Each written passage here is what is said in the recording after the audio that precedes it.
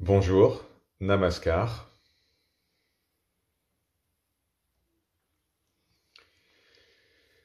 Laissez notre corps tranquille.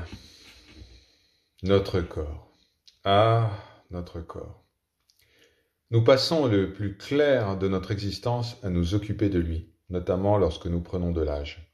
Chaque jour, nous le lavons, nous le surveillons, nous le pesons, nous l'habillons, nous lui trouvons de la nourriture, matin, midi et soir. Nous lui trouvons un abri, nous lui donnons des médicaments, nous évacuons ses toxines, nous lui donnons d'autres corps à aimer ou à haïr.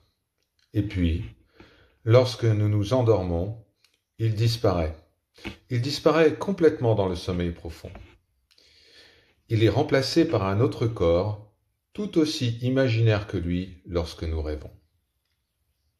Dès que nous ouvrons les yeux, la pensée « je suis le corps » reprend le contrôle. Elle nous dirige. Elle se désigne comme « je ». Nous ne faisons que constamment penser au corps lorsque nous disons « je ». Certains yogis, certains fous de Dieu, fakirs et autres maltraitent leur corps. Ils jeûnent, ils font des pénitences, ils restent assis dans le froid ou dans le chaud, ils marchent sur des braises, ils se flagellent, ils se percent les joues. Ce faisant, ils ne font que constamment penser au corps, un corps qui est tout à fait imaginaire. Certains se font du mal. Ils vont jusqu'au suicide. Ils veulent faire disparaître un corps qui n'existe pas. Le Bouddha, Gautama, avait bien perçu l'illusion du corps. C'est pourquoi il avait renoncé à le choyer, mais aussi à le maltraiter. C'est ce qui a été ensuite appelé voie du milieu. Alors nous aussi, laissons notre corps tranquille. De toute façon, ce corps est un rêve d'une durée limitée, 80-90 ans pour la plupart d'entre nous. Nous pouvons l'observer, nous pouvons même sourire de ses aventures, comme si nous assistions à un film, ou nous pouvons le considérer comme un animal domestique, qu'il faut nourrir et promener.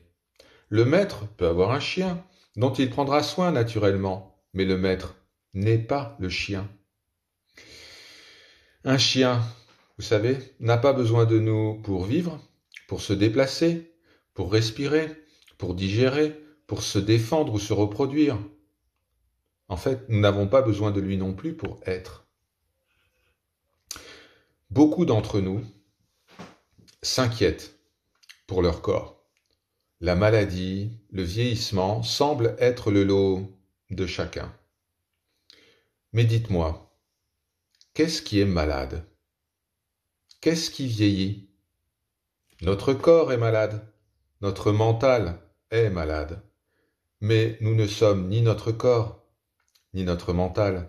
Ce qui est conscient du corps et du mental ne vieillit jamais et n'est jamais malade. C'est aussi actif, sain et vivant à 2 ans qu'à 90 ans. Nous sommes cela. Alors pourquoi s'inquiéter de quelque chose qui n'est pas et qui n'affecte pas notre véritable soi? Pourquoi nous inquiéter de la durée de quelque chose qui ne semble exister que grâce à l'attention que nous lui portons? Oui, laissons notre corps tranquille. C'est un rêve dont nous peinons à nous rappeler du début. Vous rappelez-vous du début de vos rêves? C'est un rêve qui prend fin lorsque nous nous éveillons. La réalité de notre être, Sat Chit, n'a ni commencement, ni fin. Lorsque nous comprenons cela, Sat Chit, la réalité conscience, fusionne avec Ananda, la béatitude.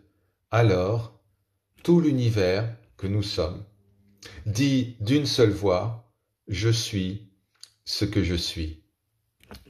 Om Shanti, Shanti, Shanti.